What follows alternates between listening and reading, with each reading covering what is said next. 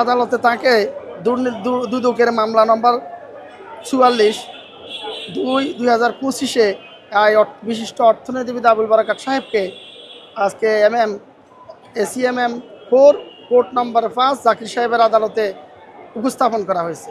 আমরা রাষ্ট্রপক্ষে তার 3 দিনের রিমান্ড প্রার্থনা করেছি। মহামান্য আদালত সমস্ত উভয় পক্ষের বক্তব্য শ্রবণান্তে সন্তুষ্ট হয়ে উনি বিচার বিশ্লেষণান্তে তাকে 2 দিনের রিমান্ড মঞ্জুর করেছেন। বসুন্ধরা টিস্যু, অশুদ্ধতার বিরুদ্ধে এক বিন্দুও ছাড় নয়। মামলা বিষয় খুব পরিষ্কার যে ব্রাঞ্চে একটা গ্রাহক ঋণের জন্য দরখাস্ত করেছে, ব্রাঞ্চ সেটা ফরওয়ার্ড করেছে পজিটিভ ওয়েতে, এবং সেই রিপোর্টের মধ্যে প্রস্তাবনার মধ্যে সব কিছু বলা আছে, গ্রাহকের অবস্থান, তার লিকুইডিটির পরিমাণ, কী ব্যবসা করে, তার CIBর অবস্থা কী, CRGর অবস্থা কী, প্রিভিয়াস ইয়ারগুলোতে কী পরিমাণ বিজনেস ট্রানজ্যাকশন তারা করেছে, এভরিথিং, এবং কী পরিমাণ লিকুইডিটি দেওয়া হবে সব কিছু। ব্রাঞ্চ একটা ইনভেস্টিগেট করে দেখেছে যে জিনিস মর্টগেজ রাখা হবে তার বাজার মূল্য কত।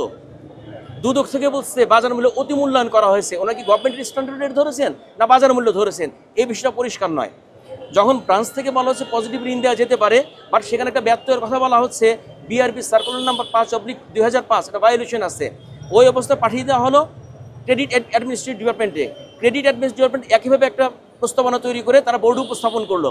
বোর্ড যখন দেখলো যে 5/2005 সার্কুলার ভায়োলেট হচ্ছে, তখন বোর্ড নিজে দায়িত্ব না নিয়ে সরাসরি বলছে বাংলাদেশ ব্যাংক যদি অনুমোদন দেয় ঋণ দেওয়া যাবে, আদারওয়াইজ দেওয়া যাবে না, যেহেতু বাংলাদেশ ব্যাংকের প্রজ্ঞাপন 5/2005। এবং সেখানে বলা হচ্ছে একটা অর্থ বছরে কোনো একটা গ্রাহকরে ব্যাংকের যে টোটাল লিকুইডিটি সে তার 15% অতিরিক্ত লোন দেওয়া যাবে না।